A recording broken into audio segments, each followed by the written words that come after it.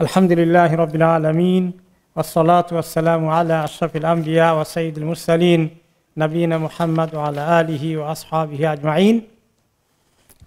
আলহামদুলিল্লাহ, আমরা তাফসীর শুরু করছি সূরা নূরের 12 নম্বর আয়াত থেকে শুরু হওয়ার কথা, তবে আমরা একটু 11 নম্বর আয়াতে একটু ফেরত যাচ্ছি লিঙ্কটা জারি রাখার জন্যে। মূল বিষয় ছিল ইফকের ঘটনা। হাদিসে এসেছে সিরাতে পাকে এই ঘটনাটা নাম হচ্ছে ইফক। যেমন বদর, উহুদ, খন্দক এরকম নাম আছে, এই ঘটনার নাম হলো ইফকের ঘটনা, কিসসাতে ইফক। আর ইফক শব্দের অর্থ হচ্ছে তহমত দেওয়া, কারো বিষয়ে যে নির্দোষ, খুব জঘন্য অপরাধী, তাকে অপরাধী হিসেবে প্রচার করা, তার বিষয়ে কথা বলা, এটাকে আরবিতে বলা হয় ইফক, অপবাদ, অপবাদের কথা। তো এখানে আল্লাহ তাআলা বলছেন ইন্নাল্লাযীনা জাউ বিল ইফকে উসবাতুম মিনকুম, এই ইফকের বিষয়টি নিয়ে যারা এসেছে, অপবাদের ঘটনা যারা রটিয়েছে, এরা আসলে তোমাদের মধ্যে থেকে একটি দল। এটা এমন নয় যে বাইরে থেকে কেউ এসেছে। তাহলে মুসলমানদের আভ্যন্তরীণ বিষয়ে মাঝে মধ্যে এরকম হয়ে যাবে যে মুসলমানরা খামাখা একে অপরের বিরুদ্ধে লেগে পড়বে, এক দল আরেক দলের বিরুদ্ধে খামাখাই লেগে পড়বে, অপপ্রচার লিপ্ত হয়ে যাবে। তাহলে এটা সাহাবীদের মধ্যেও হয়েছে, এখন পরবর্তী পর্যায়ে হবে। তবে হওয়াটা কি খুব ভালো কাজ নাকি? না। তো হয়ে গেলে কিভাবে এটাকে ডিল করতে হবে, আর যারা কখন এটার মধ্যে জড়িত হয়ে যায় তারা কিভাবে এটাকে সাবধান হবে, তার জন্য অনেক শিক্ষা এই ঘটনায় আছে। বিধায় আল্লাহ তাআলা বলছেন যে তোমাদের মধ্যে থেকে একটি দল এই কাজ করেছে, লা তাহসাবুহু শাররাল লাকুম বাল হুয়া খায়রুল লাকুম। এই ইফকের ঘটনা যেটা শেষ পর্যন্ত ঘটে গেল, এটা পুরোটাকেই তোমরা খুব খারাপ মনে করো না, এর মধ্যে তোমাদের জন্য অনেক কিছু ভালো আছে। অনেক কিছু ভালো থাকলো কেমনে? মা আয়েশা রাদিয়াল্লাহু আনহা এত সাফার করলেন, তো ভালো থাকলো কেমনে? অনেক মুসলমানরা এর মধ্যে জড়িত হয়ে গেলেন, কাউকে কাউকে শাস্তি কায়েম করতে হলো। তো এখন ভালো হলো কেমনে? ভালো হলো এই, যে ব্যক্তি অন্যায় করেন, যে ব্যক্তি নির্দোষ, তাকে এরকম দোষী সাব্যস্ত করা হয়, তার জন্য দুনিয়াতে অনেক ক্ষতি হয়ে গেল মনে হয়, অনেক ড্যামেজ হয়ে গেল মনে হয়। এবং এরকম আমাদের জীবনে ঘটতে পারে যে একজনের ব্যাপারে খামাখা এত অপপ্রচার করছে, যেটা সে করেনি সেটাও বলছে। এরকম হয় না মাঝে মধ্যে? মহিলাদের অঙ্গনে বেশ এগুলো হয়, এবং এভাবে করে আপনার বদনামি রটে যায়। রটে গেলে তার অনেক ক্ষতি হয়ে গেল, কিন্তু আসলে কিয়ামতের দিন বোঝা যাবে ক্ষতি কার হয়েছে। যার বদনামি করা হয়েছিল আসলে ওনার ক্ষতি বেশি হয়েছে, না যারা করেছে তাদের ক্ষতি বেশি হয়েছে? যাদের ক্ষতি করার চেষ্টা করা হয়েছে অপবাদ রটিয়ে দিয়ে, তাদের ক্ষতি হয়েছে না লাভ হয়েছে? কিয়ামতের দিন দেখা যাবে তার অনেক লাভ হয়ে গেছে। কারণ কি? কারণ তার গুনাহ থাকলে কিছু, সেটা চলে যাবে কার কাছে? যারা বদনামি করেছে। তো আজকে বলি যে অনেক মা বোনও আছেন কোনো জায়গায় নির্দোষ, কিন্তু তাদের ব্যাপারে এরকম কথা ছড়িয়ে দেওয়া হয় কি না? কোনো পুরুষও হতে পারে, তাদের ব্যাপারে ছড়িয়ে দেওয়া হলো এরকম কথা, এবং তার মান ইজ্জত নিয়ে এমনভাবে হয়ে গেল, সে লোকটাকে মনে হয় যেন কলঙ্কিত করার চেষ্টা করা হয়ে গেল, অথচ সে নির্দোষ। তাহলে এই যে ক্ষতি তার হয়েছে দুনিয়াতে সাময়িকভাবে, এটা তার জন্য আখেরাতে অনেক খায়ের নিয়ে আসবে। আর যারা ক্ষতি করার চেষ্টা করেছে তাদের ক্ষতি হয়েছে, কিন্তু তারা যদি তওবা করে আল্লাহ তাআলা তাদেরকে মাফ করে দেবেন দুনিয়ার মধ্যে। আল্লাহ তাআলা যারাই এরকম করে, মাফ চায়, মাফ এবং আল্লাহ তাআলার কাছে অনুতপ্ত হয়, তাদেরকে মাফ করে দেবেন। কিন্তু এই ঘটনাটা ঘটার কারণে যেভাবে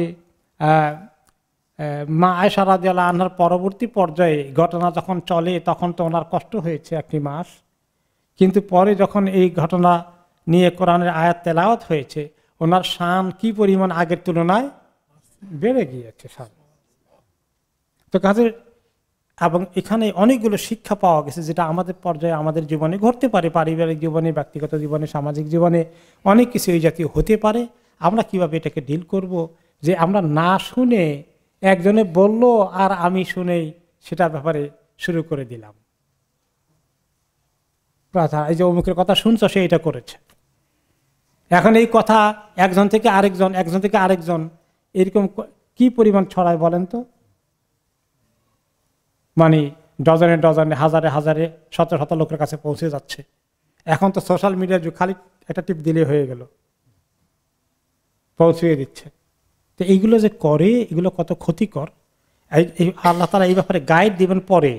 এরকম কোনো ঘটনার কথা শুনলে তুমি এটা কিভাবে রিসিভ করবে, নিউজটা তুমি কেমনে এটাকে বিশ্বাস করবা নাকি করবা না, বিশ্বাস হতেও পারে নাও হতে পারে, তারপরে তোমার রিয়াকশন কি হবে, তোমার প্রতিক্রিয়া কি হবে, তুমি এটাকে কিভাবে ডিল করবা, সেগুলোর ব্যাপারে আল্লাহ তাআলা পরের আয়াতগুলোতে আমাদেরকে একটা গাইডলাইন দিচ্ছেন। এই গাইডলাইনটার মধ্যে আমাদের জন্য বাল হুয়া খায়রুল লাকুম, এই ঘটনা ঘটার কারণে ওই গাইডলাইন এসেছে। আল্লাহ তাআলার নির্দেশিকা, উপদেশগুলো সুন্দর সুন্দর, কিভাবে এরকম কোনো জিনিস ঘটে গেলে আমরা কিভাবে সেটাকে ডিল করব। কাজেই এই ঘটনার মধ্যে তোমাদের জন্য অনেক খায়ের আছে, উম্মতকে লক্ষ্য করে আল্লাহ তাআলা বললেন, লিকুল্লি ইমরিইম মিনহুম মাকতাসাবা মিনাল ইসম, আর গুনার দিক থেকে প্রত্যেকেই তার যতটুকু কামাই করেছে সে অনুযায়ী তার যথেষ্ট গুনাহ আছে, হয়েছে। তারা যে নির্দোষ হয়ে গেছে, খায়ের থাকলে এখানে তাদের কোনো মানে অসুবিধা হয়নি, এটা ঠিক নয়। তারা যে যে অপপ্রচারে লিপ্ত হয়েছে তারা সেই পরিমাণ গুনার ভাগী হবে। কেউ বেশি অপপ্রচার করেছে, তার গুনার পরিমাণ কি হবে? অনেক বেশি হবে। যে একটু কম করেছে তার গুনার পরিমাণ কিছু কম হবে। আর যে সবচেয়ে বেশি মানে নেতৃত্ব দিয়েছে, খুব বেশি প্রোঅ্যাক্টিভলি অপপ্রচার লিপ্ত হয়েছে, তার পরিমাণটা অনেক বেশি হবে। তো আল্লাহ তাআলা বলছেন, তোমাদের বা তাদের মধ্যে যারা যারা এই অপপ্রচারে ছিল, প্রত্যেকের নিজস্ব কর্মের পরিমাণ অনুযায়ী তার গুনাহ হবে। ওয়াল্লাযী তাওয়াল্লা কিবরাহু মিনহুম লাহু আযাবুন আযীম, আর তাদের মধ্যে যে ব্যক্তি সবচেয়ে বড় দায়িত্ব নিয়েছে, এটাকে সবচেয়ে বড় দায়িত্ব হিসেবে লুফে নিয়েছিল, সুযোগ হিসেবে কে? আব্দুল্লাহ ইবনে উবাই, রাইসুল মুনাফিকিন, মুনাফিকদের যে সবচেয়ে বড় সর্দার, সে এই দায়িত্ব বেশি নিয়েছিল। তার জন্য হাতে বিশাল সুযোগ এসেছে। সে তো রাসূলুল্লাহ সাল্লাল্লাহু আলাইহি ওয়াসাল্লামের দুশমন, কিন্তু মুখোমুখি ইসলাম কবুল করে মুনাফিকি করে, মুসলমানদের ভিতরে থাকে, ঢুকে এবং সুযোগ মতো ক্ষতি করে। ওহদ যুদ্ধে ক্ষতি করেছে। সব সময় খুঁজে কোথায় রাসূলুল্লাহ সাল্লাল্লাহু আলাইহি ওয়াসাল্লামকে কোথায় আঘাত করা যায়, কিভাবে ওনার দুশমনি করা যায়, এই মুনাফিক সেজে সেজে এই ক্ষতিটা সে করেছে। আর এখনো মুসলিম উম্মার জন্য ক্ষতি কাফেরদের পক্ষ থেকে যেমন হয়, মুনাফিকদের পক্ষ থেকে ক্ষতিটা কি বেশি হয় না কম হয়? এদের পক্ষ থেকে সবচেয়ে বেশি ক্ষতি হয়, ইসলামের এবং মুসলিমদের। এবং এই বাংলা একটা কথা বলে কি, ঘরের শত্রু কি, হ্যাঁ বিভীষক, না না বিভীষিকা, বিভীষণ। হ্যাঁ ঠিক আছে, আমাদের গ্রামার ঠিক করতে হবে কিছু, মাঝে মধ্যে বাংলা ব্যবহার করতে না করতে ব্যবহার ভুলে ব্যাকরণ। তো এই ঘরের শত্রু বিভীষণ, মানে ঘরের শত্রুতা দুশ্মনী অনেক ক্ষতির কারণ হয়। যুগে যুগে ইসলামের ক্ষতি বেশি হয়েছে মুনাফিকদের দ্বারা। আন্দালুসিয়া, স্পেনদের এই স্প্যানিশরা কখনো মুসলমানদেরকে এই অত্যাচার নিতে পারত না, মুসলিম মুনাফিকরা যোগ না দিলে। আজও পর্যন্ত পৃথিবীর দেশে দেশে কাফেররা যত দুশ্মনী করে, এগুলার প্রধান তাদের আসল উপাদান হচ্ছে মুসলিম মুনাফিকগুলো। ইসলামের ব্যাপারে আজকে পৃথিবীতে যেখানে যেখানে যত দুশ্মনী হচ্ছে, এর ভিতরে মুনাফিকগুলোর অবদান অনেক বেশি।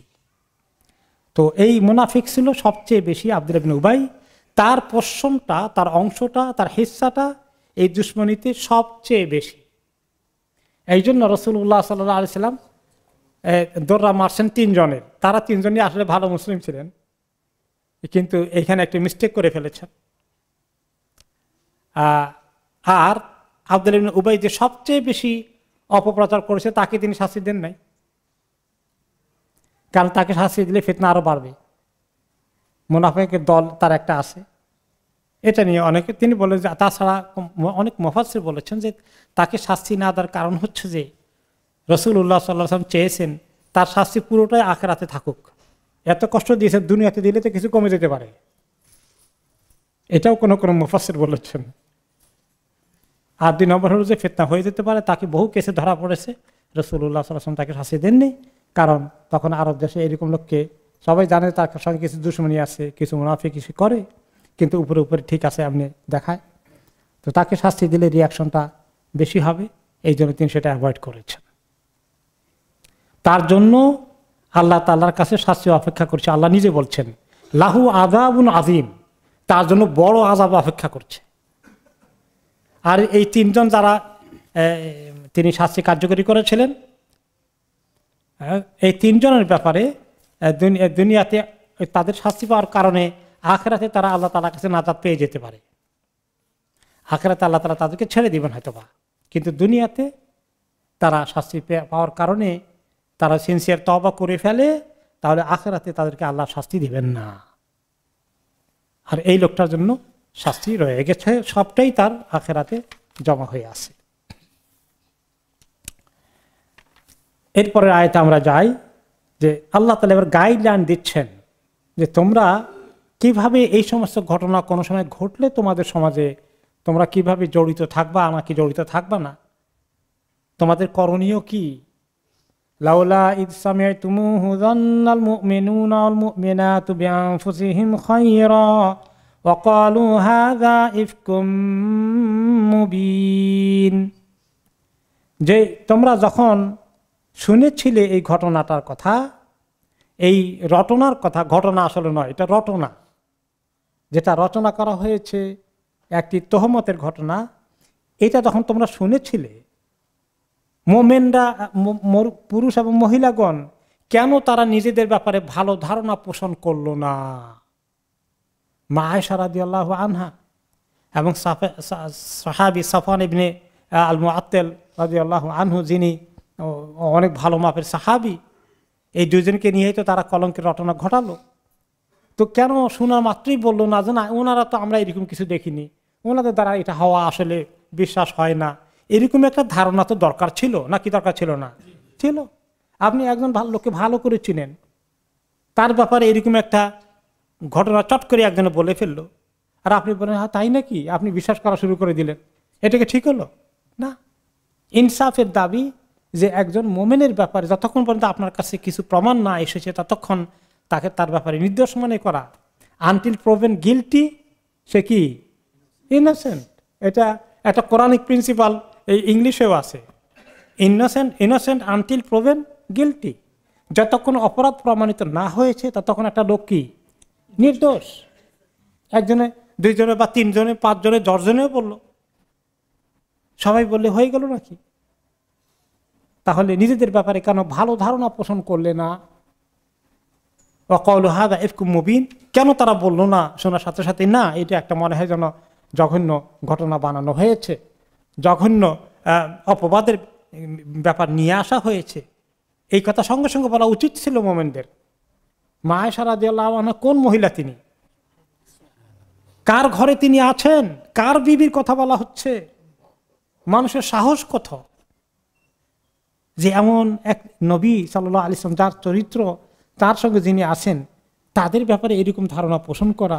আর কার মান-ইজ্জত নিয়ে তোমরা খেলছ?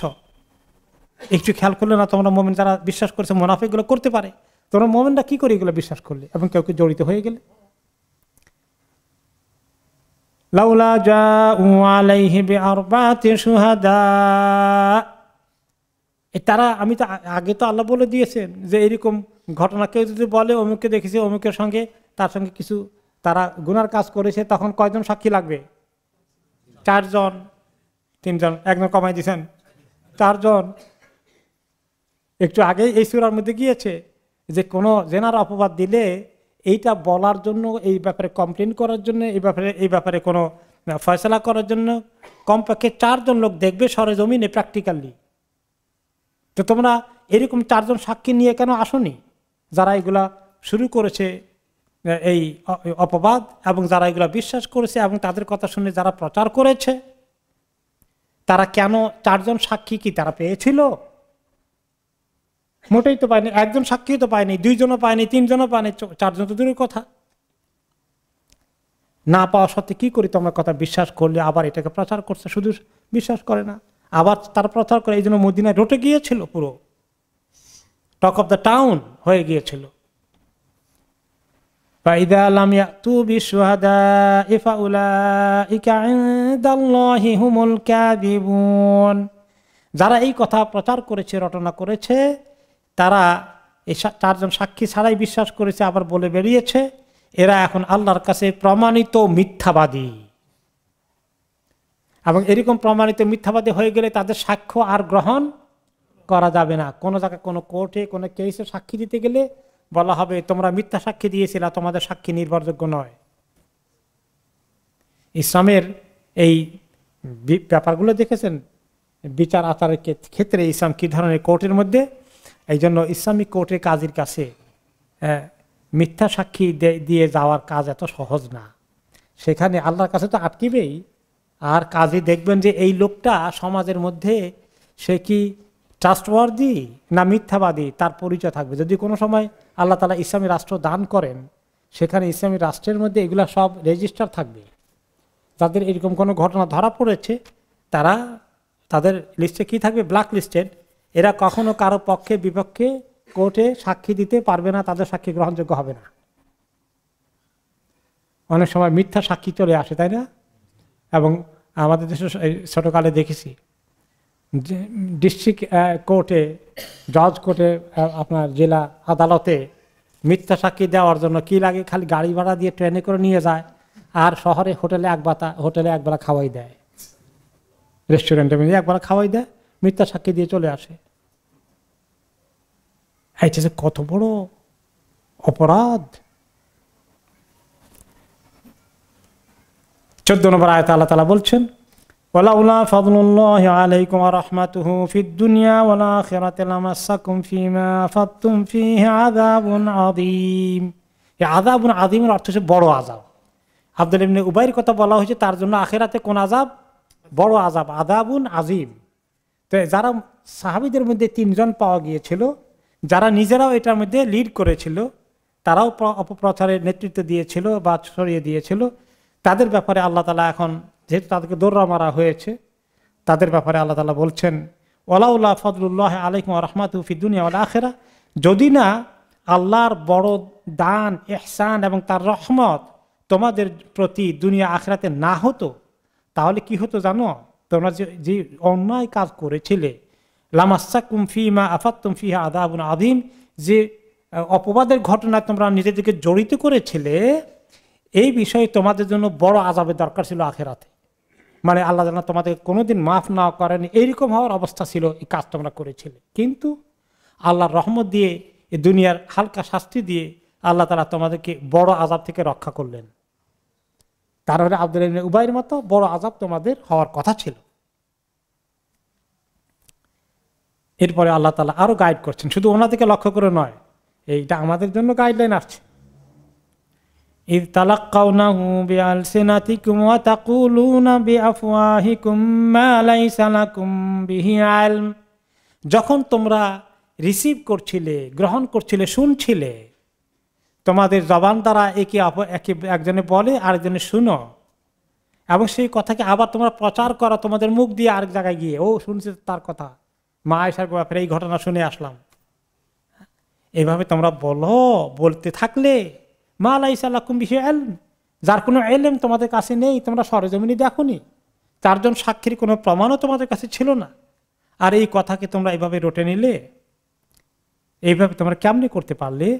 ওয়া তাহসাবুনাহু হায়্যানাও ওয়া হুয়া ইনদাল্লাহি আযীম, আর এই বিষয়টাকে তোমরা খুব ইজিলি নিয়েছ, খুব ছোট বিষয় মনে করেছ, হালকা মনে করেছ। এটা আল্লাহ তাআলার কাছে অনেক বড় অপরাধ, অনেক বড় ক্রাইম। খবরদার, খবরদার, কোনো মানুষের ইজ্জতকে নিয়ে তোমরা এইভাবে প্রচার করো না, অপপ্রচার লিপ্ত হইও না। এটা আল্লাহর কাছে অনেক বড়। কোন একটি হাদিসে এসেছে যে এইরকম একটি কথা যদি নির্দোষ হয়, তার ব্যাপারে দোষ প্রমাণ করার জন্য সোশ্যাল মিডিয়া ছেড়ে দিলেন আপনি, এইটাই যথেষ্ট জাহান্নামে যাওয়ার জন্য, আর কোনো আমলের দরকার নেই। এই ব্যাপারে হাদিস কি এসেছে? সহিহ বুখারী এবং মুসলিমের হাদিসে এসেছে, রাসূলুল্লাহ সাল্লাল্লাহু আলাইহি ওয়াসাল্লাম ইরশাদ করেছেন, ইন্নার রাজুলা লা ইয়াতাকাল্লামু বিল কালিমা মিন সাখাতিল্লাহি লা ইয়াদরি মা তাবলুগ ইয়াহউই বিহা ফিন নারি আবআদা মিম্মা বাইনাস সামাই ওয়াল আরদ। একজন লোক তার জবান দ্বারা এই একটা বাক্য বলে, একটা কথা বলে, একটা শব্দ যদি বলে, এরকম না জায়েজ, অন্যায়, অপবাদ, যে কথা আল্লাহর কাছে বড় ক্রোধের কারণ হয়ে যায়।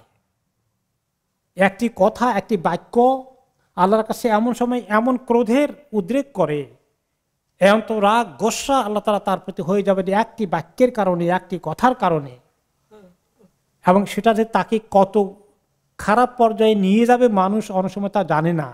একটি কথা, একটি বাক্যই তার জন্য জাহান্নামের অতল তলে নেওয়ার জন্য যথেষ্ট, যে এত অতল তলে নিতে পারে।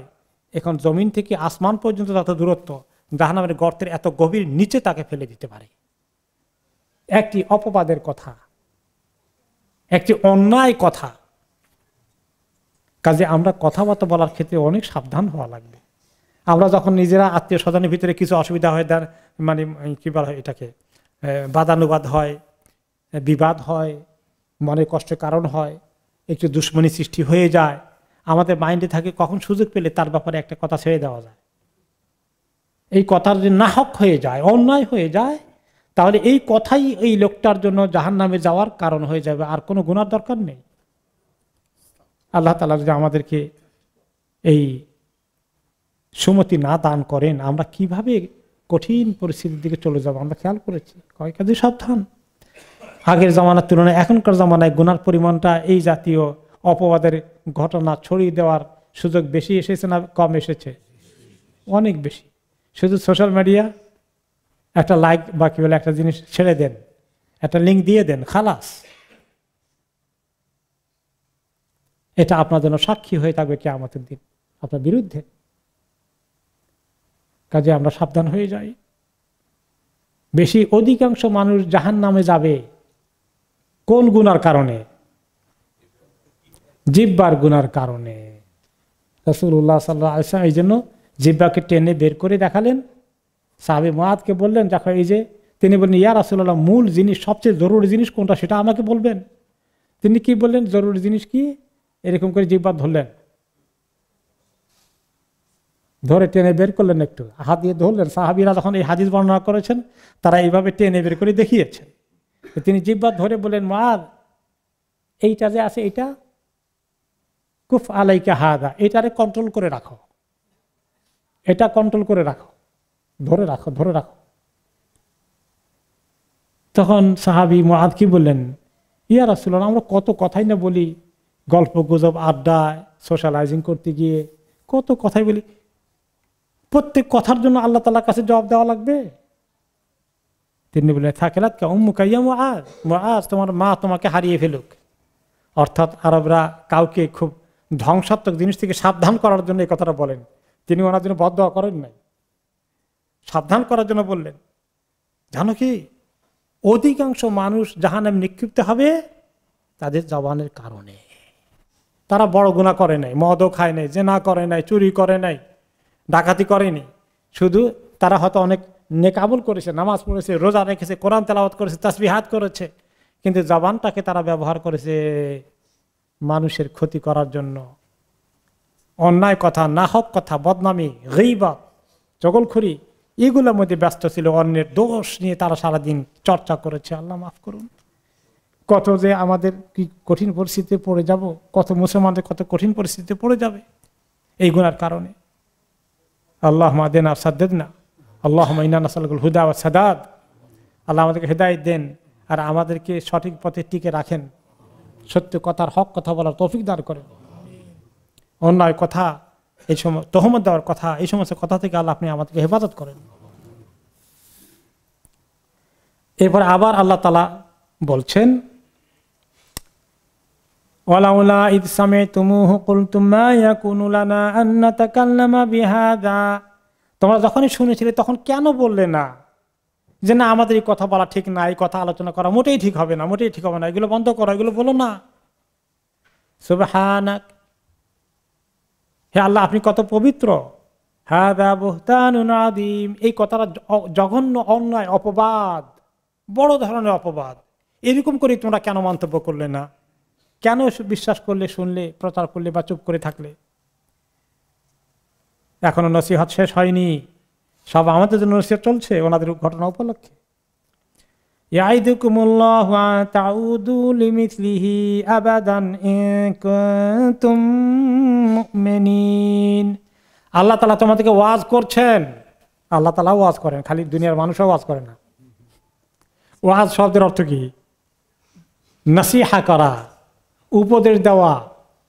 তো আল্লাহ তাআলা তো সবচেয়ে বড় ওয়াইজ, সবচেয়ে বড় উপদেশ দানকারী কে?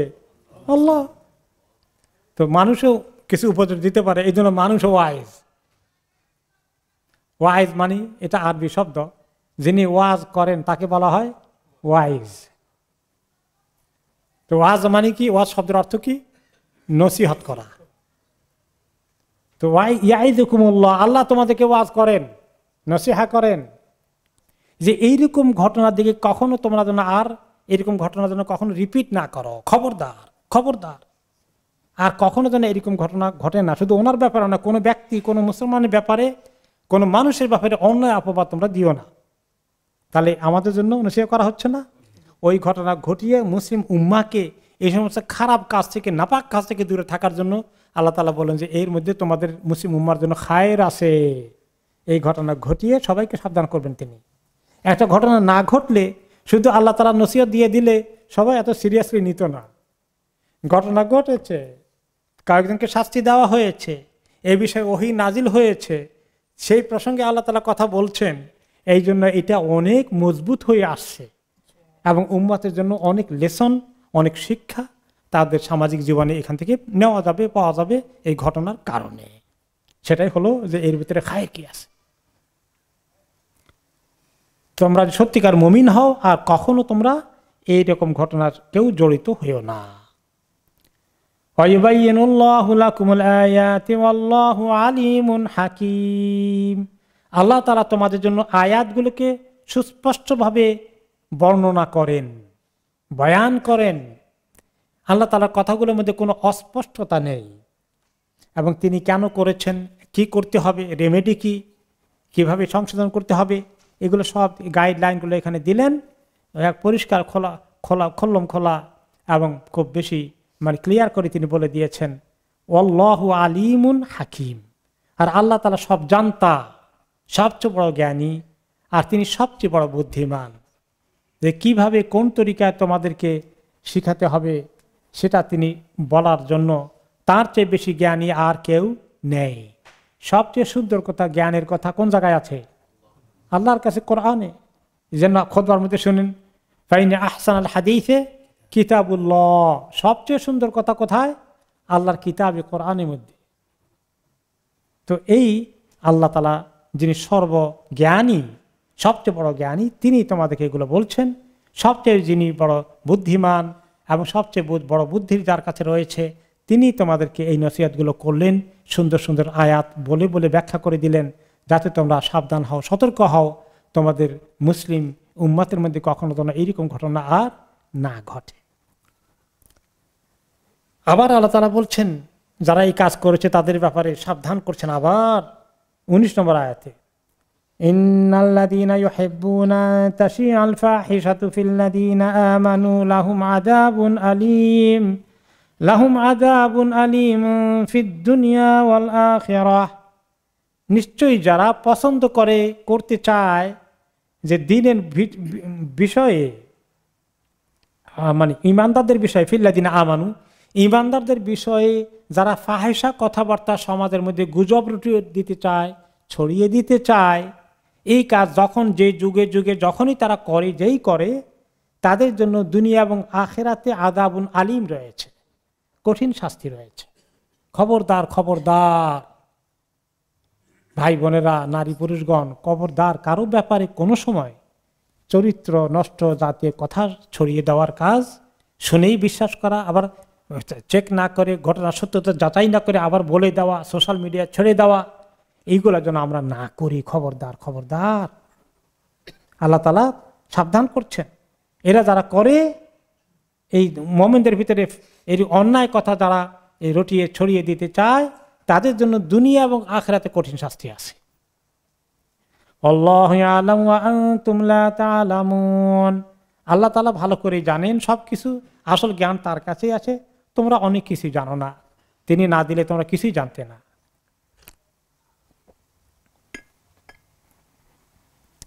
দুনিয়ার মধ্যে শাস্তি, আখিরাতে শাস্তি।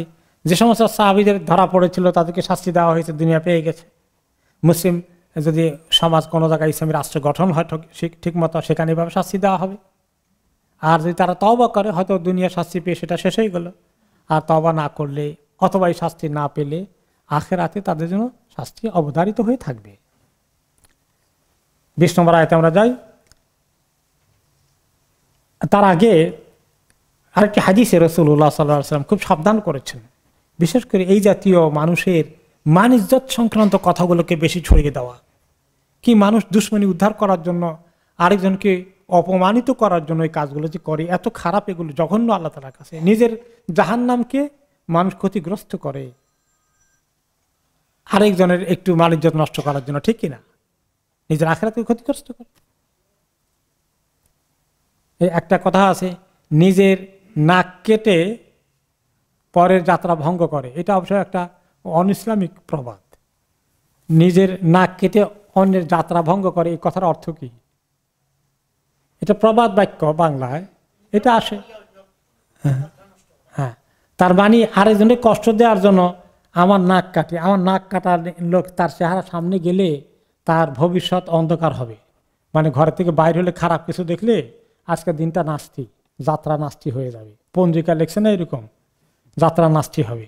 তার যাত্রা অশুভ করার জন্য, তার অকল্যাণ কামনা করার জন্য নিজের নাক কেটে তার সামনে যায়, যা তুই কোন দিকে যাবি যা। এটা একটা এক্সট্রিম এক্সাম্পল প্রবাদ বাক্যের মধ্যে আছে, তাই না? তো এটাই অনেকের, এই যে আখিরাতে কি হবে দেখা যাবে, তার আগে দুনিয়াতে শাস্তি দিয়ে নেই, পরে দেখা যাবে আখিরাতেটা কি হয়। মানুষ বলে না যে তোর এই ঘটনা ঘটিয়ে আমি দরকার হলে জেলে যাব, বলেন না এরকম? এই মানুষের মধ্যে এইগুলো আছে, এটা নিয়েছে, আল্লাহ মাফ করুক। শয়তান মানুষকে এত বিভ্রান্ত করতে পারে, জিদ, গোসা, হিংসা, বিদ্বেষ, দুশ্মনী, এই সমস্ত নাপাক জিনিসগুলো যখন মানুষের দিলের মধ্যে ঢুকে, তখন আরেকজনের ক্ষতি করার জন্য আমার দরকার হলে বড় ক্ষতি হোক, আই ডোন্ট কেয়ার, তোমাকে আগে আমি শাস্তির ব্যবস্থা করি।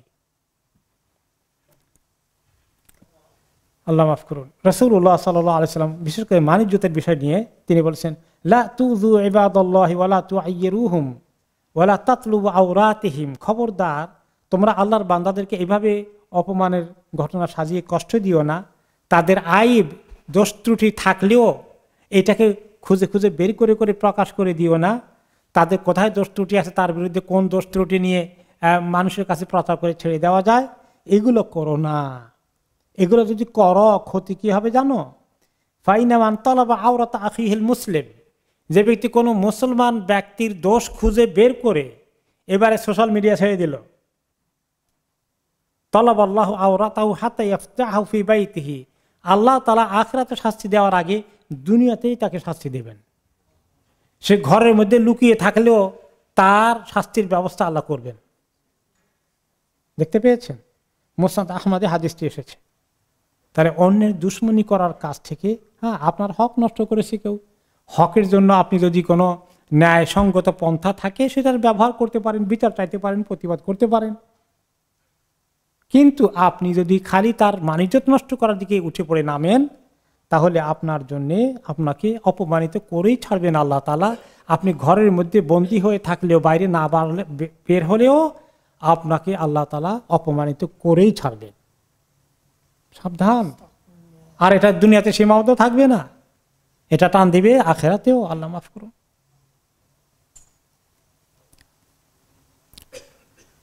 এরপরে আসলো যে আবু বকর রাদিয়াল্লাহু আনহুকে নসিহত করে ওনার শানে পরের আয়াত নাজিল হয়েছে।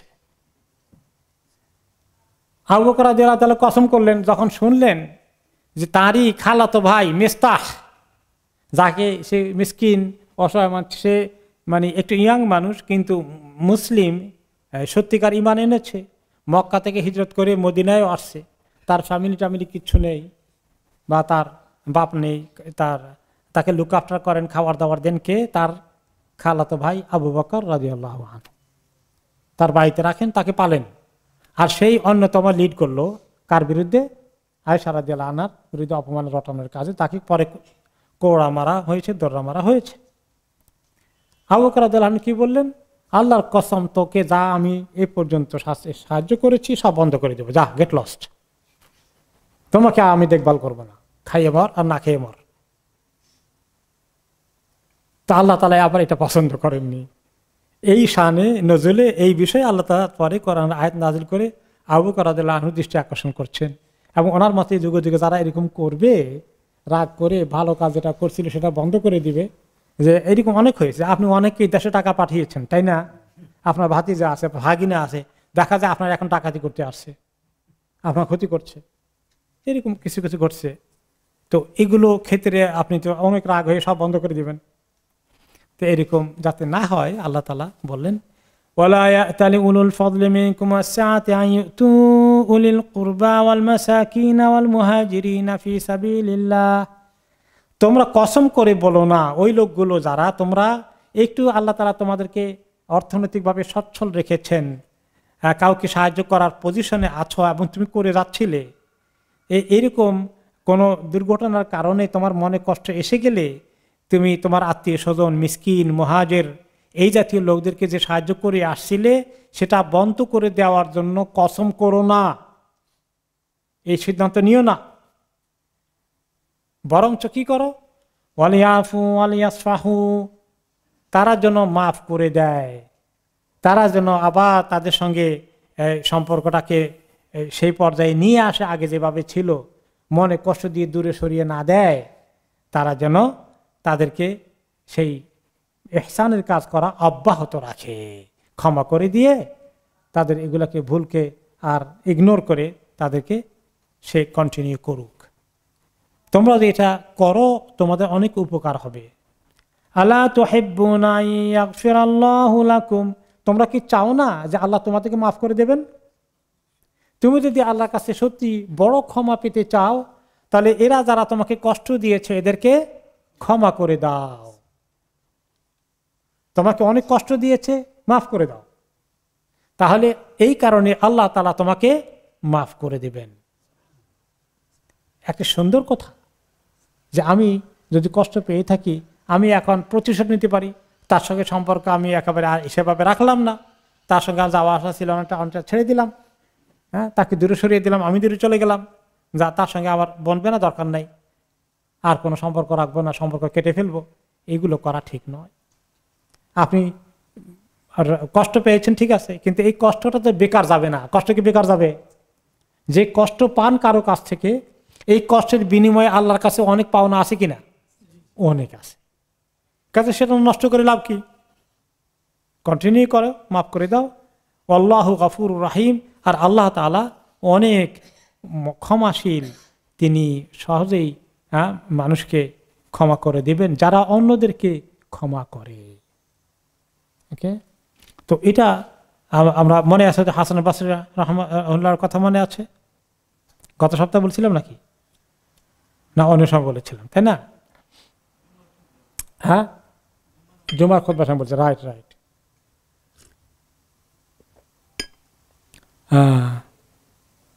যে তিনি একদিন দোয়া করলেন সারা রাত্র, কি আল্লাহ মাফু আম্মান দালামানি, আল্লাহ মাফু আম্মান দালামানি, আল্লাহ মাফু আম্মান দালামানি, যে আল্লাহ যে আমাকে জুলুম করেছে, আমার ক্ষতি করেছে, আল্লাহ আপনি তাকে মাফ করে দেন, যে আমার জুলুম করেছে, ক্ষতি করেছে, আল্লাহ তাকে আপনি মাফ করে দেন।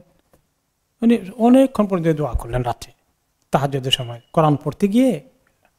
তো একজন সকালে জিজ্ঞেস করলেন যে কি হলো ঘটনা, কালকে রাতে খালি এই দোয়াটাই বেশি শুনলাম, যে আপনি এত দোয়া করতে থাকলেন। তখন তিনি কি বলেছিলেন, যে ওই লোকটা বলল যে মনে হচ্ছিল যে আপনার দোয়া যদি আমি আপনার জুলুম করতে পারতাম, দোয়াটা আমি পেয়ে যেতাম কালকে। তো তিনি বলেন যে আমি শোনো, ওই একটা আয়াত পড়তেছিলাম, ফামান আফা ও আসলাহা, হ্যাঁ, ফামান আফা ও আসলাহা, সুবহানাল্লাহ, যে ব্যক্তি ক্ষমা করে দেয় এবং ইসরাফ করে ফেলে, লাহু আজরুন আযীম, লাহু আজরুন আযীম, তার জন্য বলছে অনেক বড় পুরস্কার। যখন আল্লাহ তাআলা বলে অনেক বড় পুরস্কার ফিক্স করে দেননি, তার মানে এটা অনেক বড় কিছু। বা আজরুহু ইনদাল্লাহ ইলাল্লাহ, আল্লাহর কাছে তার পুরস্কার আছে। ফাআজরুহু ইলাল্লাহ, হামরাফা ওয়াসরাহা ফাআজরুহু ইলাল্লাহ। যে ব্যক্তি ক্ষমা করে দেয় এবং কষ্ট পাওয়া সত্ত্বেও তার সঙ্গে ইসলাহের সম্পর্ক বজায় রাখে, তার পুরস্কার আল্লাহর কাছে সুরক্ষিত আছে। এই কথা যখন আমি পড়ছিলাম কোরআনের আয়াতটা অর্থ সহকারে, আমি যখন রিয়ালাইজ করলাম, তখন আমি চাইলাম যে আল্লাহর কাছে আমার জন্য এরকম একটা বড় পুরস্কার নিশ্চিত হয়ে থাক।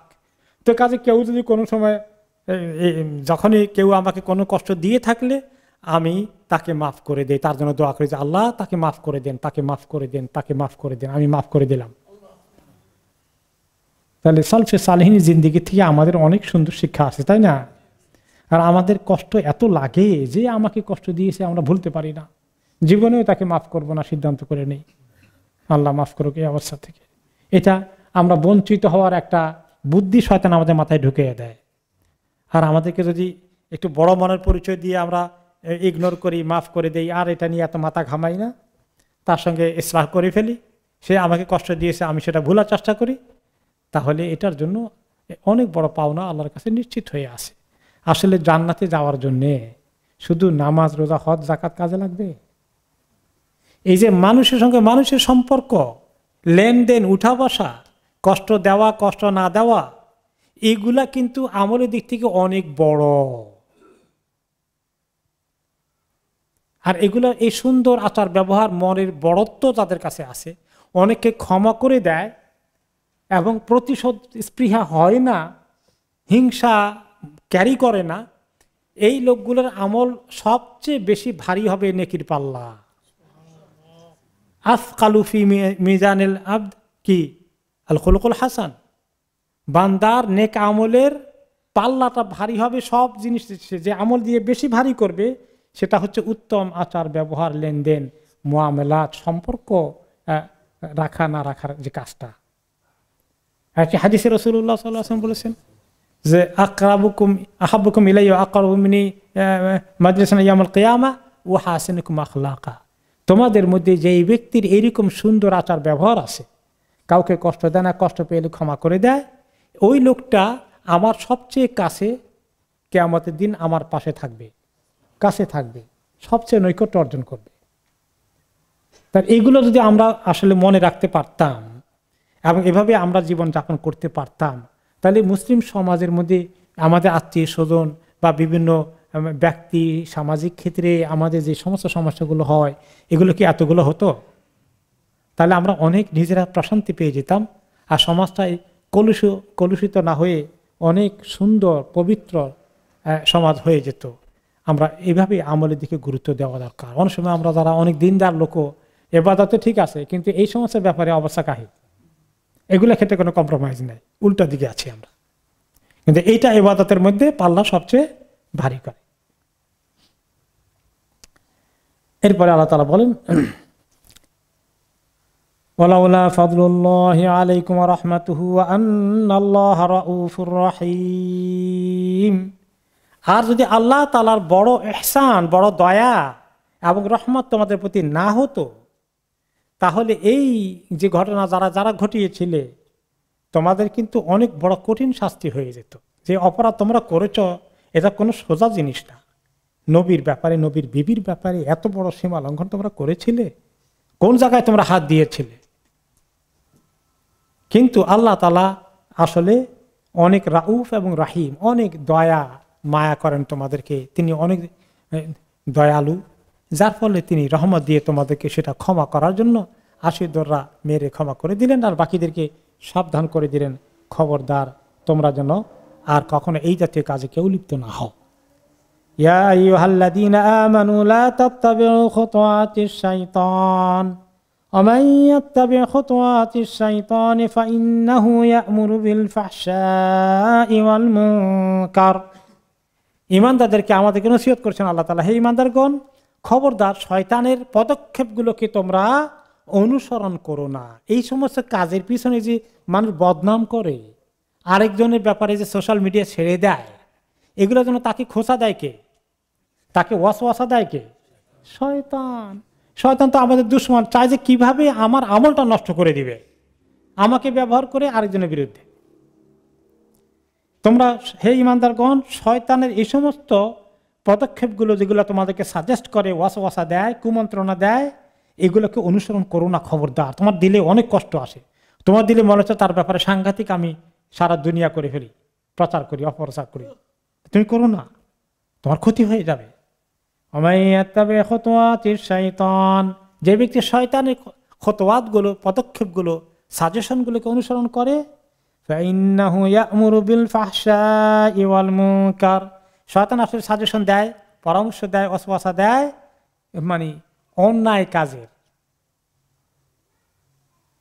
অনৈতিক কাজের পরামর্শ দেয়, এবং মুনকার খারাপ কাজের পরামর্শ দেয়, ওয়াসওয়াসা দেয়। শয়তান অনেক ওয়াসওয়াসা দেয়। এই ওয়াসওয়াসাগুলো তোমরা শুনো না, সে তোমাদেরকে দুশ্মনীর ওয়াসওয়াসা দেয়, এগুলো শুনো না, এগুলো তোমরা এড়িয়ে যাও, তার কথা অনুযায়ী অ্যাকশন করো না।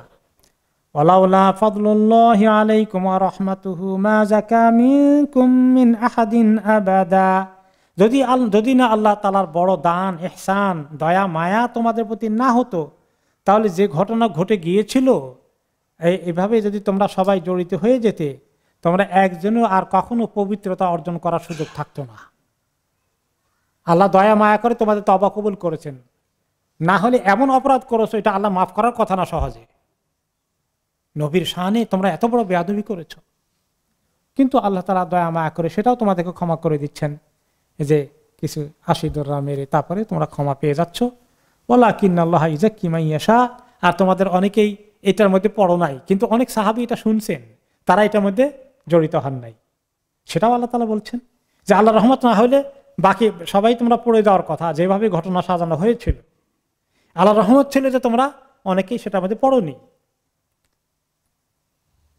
ওয়ালাকিন্নাল্লাহা ইউযাক্কি মান ইয়াশা, কিন্তু আল্লাহ তাআলা যাকে চান তারকে আল্লাহ তাআলা পবিত্র করে রাখেন, নাপাক কাজে তাকে ব্যবহার হতে দেন না। আল্লাহ তাআলাই আমাদেরকে পবিত্র করেন, না হলে আমরা পবিত্র থাকতে পারবো না, তাজকিয়াতুন নাফস আমাদের হবে না। এই জন্য আমাদেরকে একটা দোয়া শিখিয়েছেন রাসূলুল্লাহ সাল্লাল্লাহু আলাইহি ওয়াসাল্লাম, আল্লাহুম্মা আতি নাফসি তাকওয়াহা ওয়া যাক্কিহা আনতা খায়রু মান যাক্কাহা আনতা ওয়ালিহা মাওলাহা, যে আল্লাহ আপনি আমাদেরকে এই নাফসকে আপনি পবিত্র করে দেন, আপনি সর্বোত্তম পবিত্রকারী, আপনি আমাদের এই নাফসের ওয়ালি, আপনি এই নাফসের মালিক, আপনি পারেন আমাদেরকে পবিত্র, পাক পবিত্র রাখতে, নাপাক কাজ থেকে দূরে রাখতে, আমাদের নফসকে আপনি পবিত্র করতে পারেন, আত্মশুদ্ধি দিতে পারেন। আল্লাহু সামিউন আলিম, আর আল্লাহ তাআলা সব শুনেন এবং সব জানেন। কে কোথায় কি বলল সেটা আল্লাহ তাআলা জানেন। কাজেই তোমরা এই পরে যেটা আবু বকর রাদিয়াল্লাহু আনহুকে বললেন যে তুমি এটা করো না, আবু বকর রাদিয়াল্লাহু আনহু শুনলেন, এবং তিনি পরবর্তী পর্যায়ে শোনার পরে আয়াত নাজিল হওয়ার পর তিনি বললেন, তাকে ডেকে বলেন, বালা আল্লাহি ইন্না নুহিব্বু আন নাগফিরা লানা ইয়া রাব্বানা আন তাগফিরা লানা ইয়া রাব্বানা, যে আল্লাহ তাআলা বলছেন যে আলা তুহিব্বুনা আয়াগফিরাল্লাহু লাকুম, তোমরা কি চাও না যে আল্লাহ তাআলা তোমাদেরকে ক্ষমা করে দিন? এই কথার জবাবে, এবং আল্লাহু গাফুরুর রহিম, আল্লাহ অনেক গাফুর অনেক রাহিম, এখন আবু বকর রাদিয়াল্লাহু আনহু বলছেন যে হ্যাঁ হ্যাঁ অবশ্যই আল্লাহ, ও আল্লাহর কসম, আমি আল্লাহ চাই যে আপনি আমাদেরকে মাফ করে দিবেন আল্লাহ। কাজেই তিনি এখন মিসতাহকে ডেকে বললেন, যাও তুমি থাকো, আল্লাহু লা আনজিআহা মিনহু আবাদান, আমি আবার পুনর্বাসিত করব মিসতাহকে, বের করে দেয়া থেকে আবার ঘরে ঢুকাবো, তার দায় দায়িত্ব পালন করব, আর কোনো দিন যতদিন বেঁচে আছে তাকে আর কোনোদিন বের করে দেব না। তারপরে এই জন্যই আল্লাহর কথা শুনেই তিনি সঙ্গে সঙ্গে আমল করে ফেলেন, নাকি মনে মনে করলেন যে আল্লাহ তো বলছেন আমি একটু সময় নেই, আমার মনে তো মানে না, এত কষ্ট পাইছি কেমনে আনি, কোনো কথা নাই, সামিয়া না ও আতানা আল্লাহু আকবার। এইরকম ছিলেন সাহাবারা। আমাদেরকে নসিহত করলেও অনেকক্ষণ আমরা ঠিক আছে আপনি তো বলছেন ভালো কথা, কিন্তু আমি তো পারতেছি না, আমরা এরকম জবাব দেই, ঠিক কিনা? আপনি একজন মনে করেন দুজনের মধ্যে খুব গন্ডগোল হয়েছে, আপনি মিলাই দিবেন, ইয়ে করেন, না ঠিক আছে আপনি বলছেন কিন্তু আমি পারতেছি না ভাই, ফিনিশ। আল্লাহ, আমরা মাহরুম হয়ে গেলাম খায়ের থেকে। আর এই আল্লাহ তাআলার কথার সঙ্গে সাড়া দেওয়া সঙ্গে সঙ্গে আবু বকর রাদিয়াল্লাহু আনহু কত বিরাট অর্জন করে ফেললেন, ঠিক কিনা? তো আল্লাহ তাআলার ক্ষমা ওনার জন্য একদম মানে মঞ্জুর হয়ে গেল এই উপলক্ষে। এই জন্যই ওনাকে বলা হয়েছে কি as-সিদ্দিক, তাই না?